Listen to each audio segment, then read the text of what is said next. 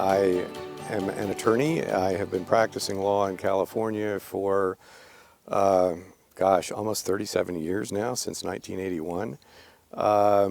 With the exception of a handful of years, just about all of my work has concerned municipal law in one form or fashion. I am one of only a handful of attorneys that focuses my expertise on municipal rates, charges, and fees, and the financial issues that go along with those, along with the public policy issues that go along with those.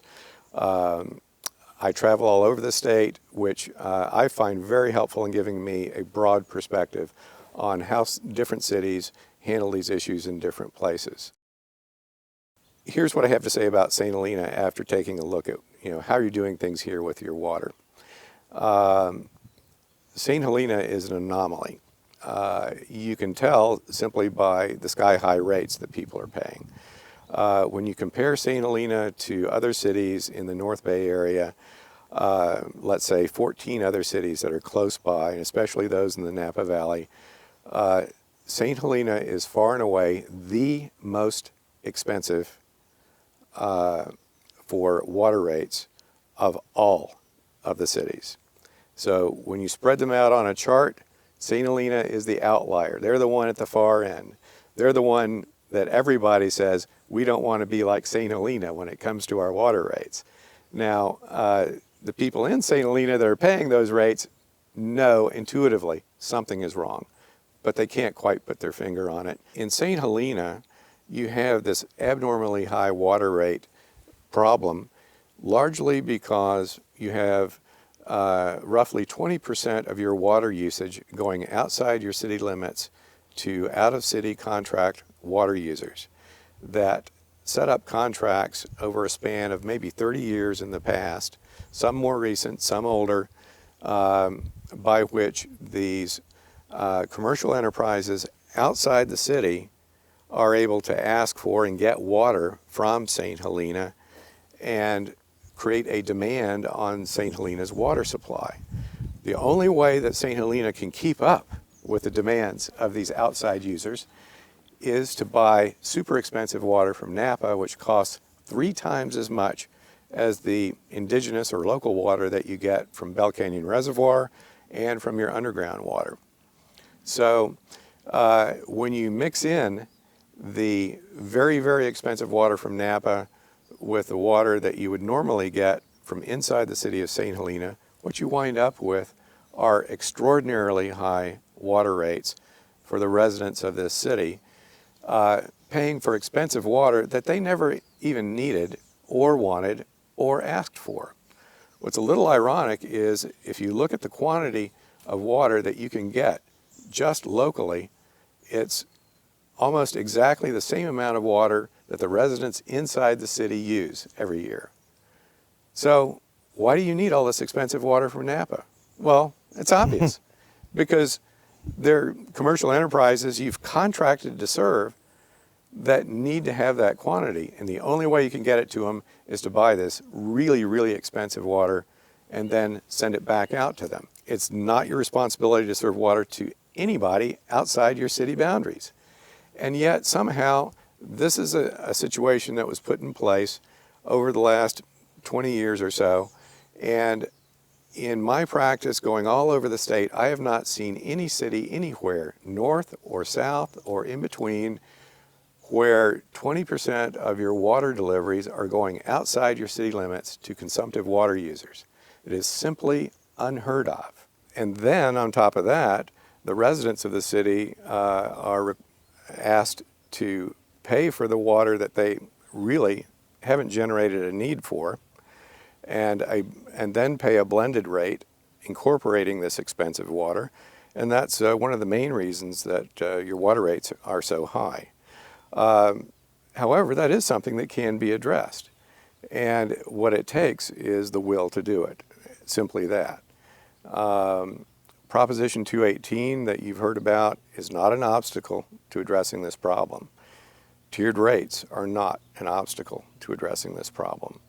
When it comes to commercial enterprises and people outside of your borders The city is free to use its discretion to charge them what it's really costing the city to serve that expensive water outside your borders to commercial enterprises that are using almost 20% of your water demands every single year. Yes, that's what I hope those engineering studies would give you, is a sound engineering basis in terms of the actual cost of service, both inside the city and to those users of water outside the city that are causing you to use expensive water. And with that foundation, you'll be able to really, target in a fair way, a very fair way, what it really costs to serve people not only inside the city, but the commercial enterprises that surround the city on almost all sides. You're really only going after what it really costs the city to provide this service.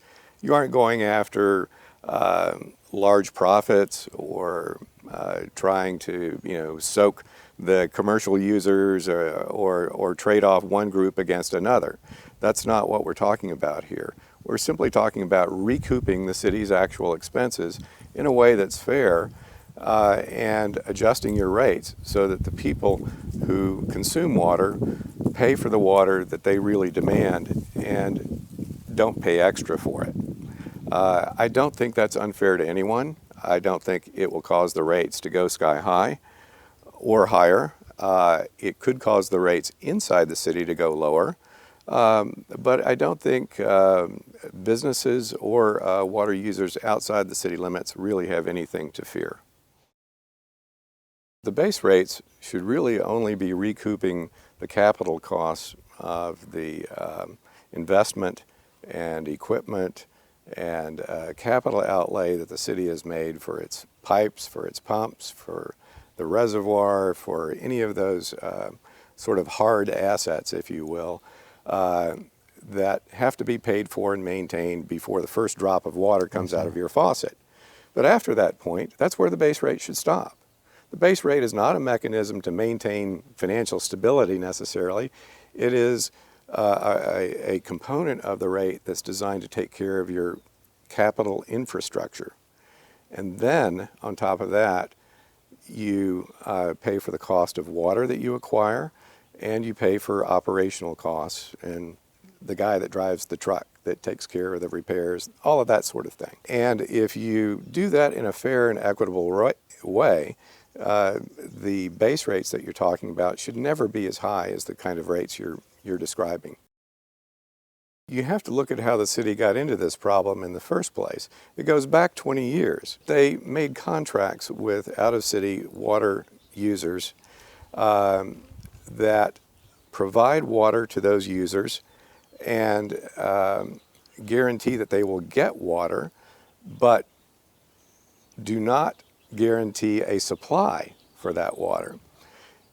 Then, as the city itself and the residents in the city grew just a little bit and needed a little more water that is generated inside the city, the only way this city could supply these demands from out-of-city commercial users was to enter into a super expensive contract with Napa to obtain a wholesale supply that cost 3 times as much as the in-city water.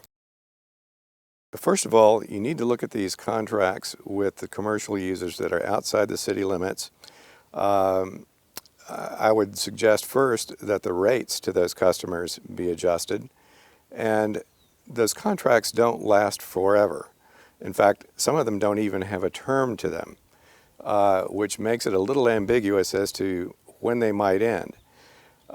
Realistically, I think some leadership in the city is what's needed to talk to those customers and say, look, you need to come into the fold and have that discussion in a very frank way with these different customers.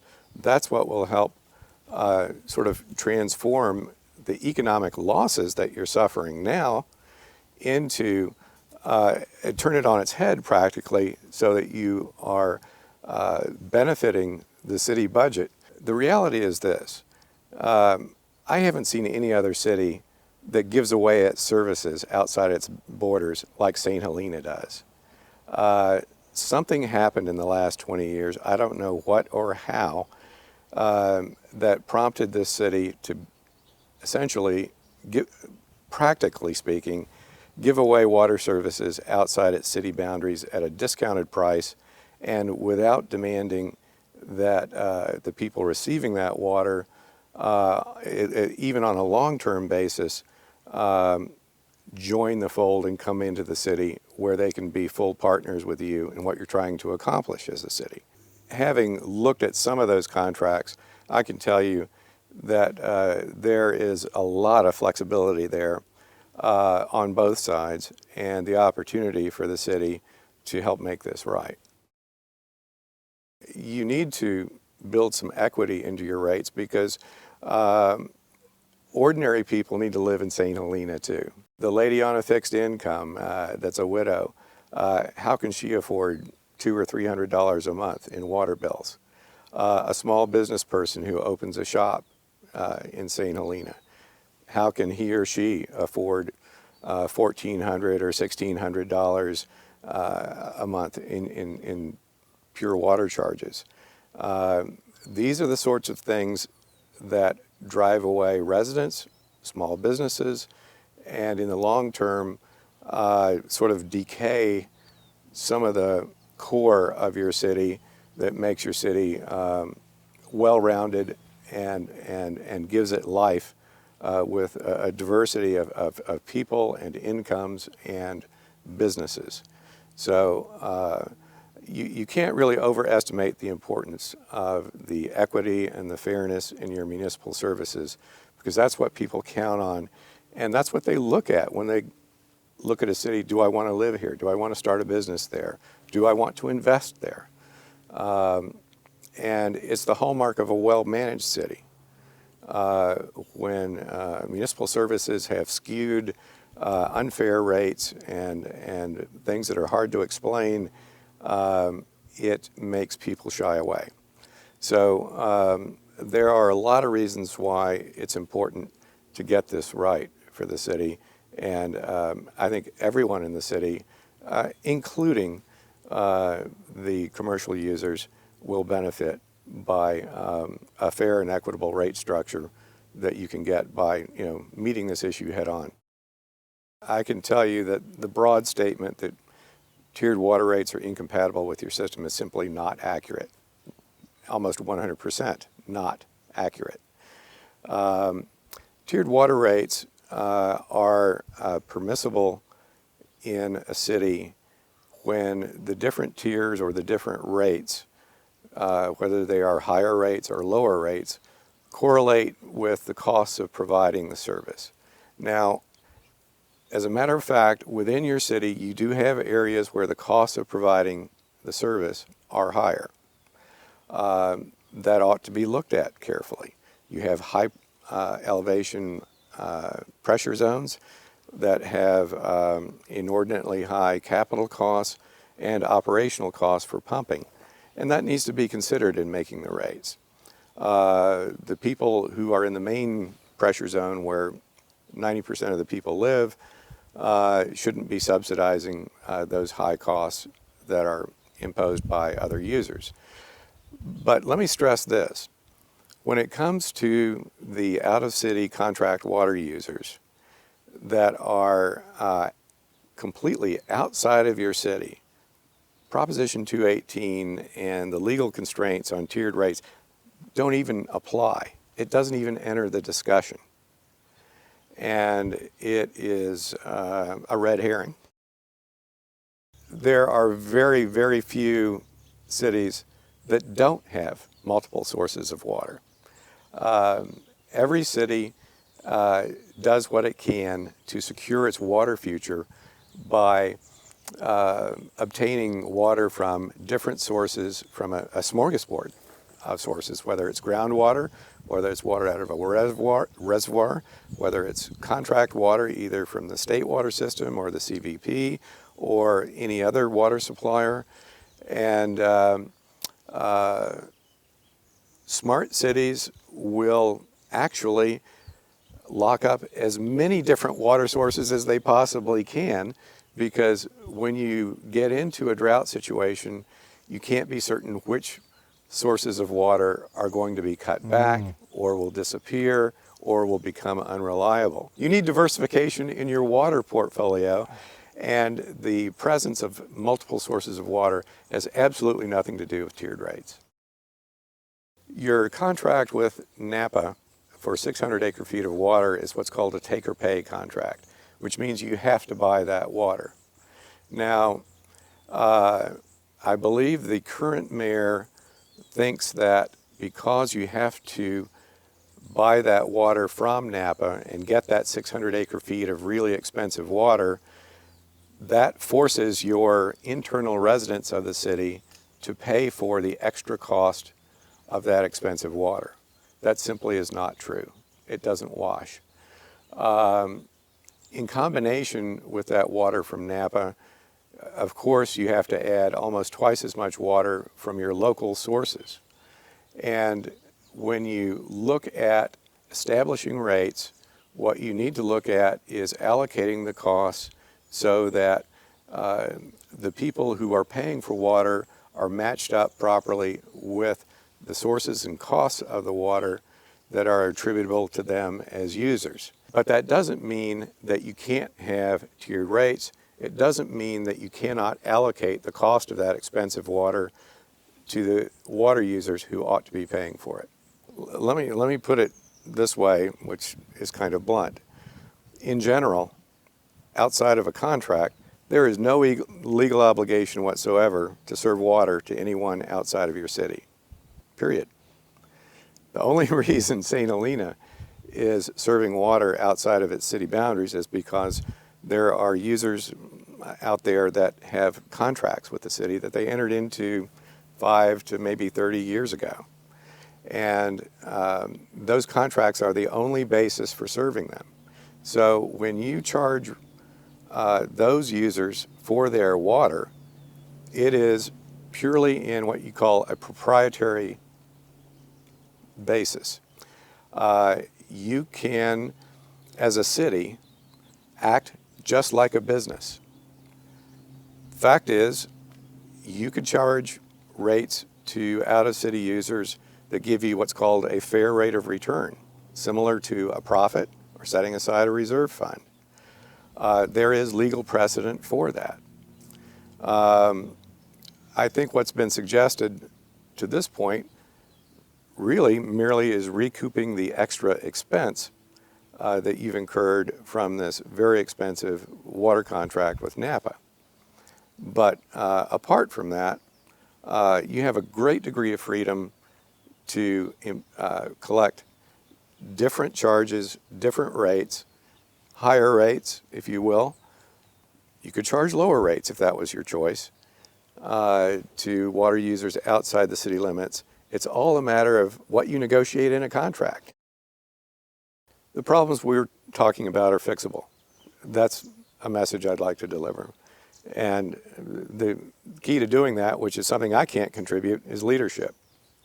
It takes leadership in the city to address these issues, to bring them up front where they're discussed, and to take some action so that you have the information you need to make intelligent decisions, and then you act on that to give the citizens of this city equitable and fair rates so that they feel secure and happy for the long term in this city, and so that you can improve the economic base and economic future of this city, reaching out to the commercial enterprises that use your water to make them part of the family, so to speak.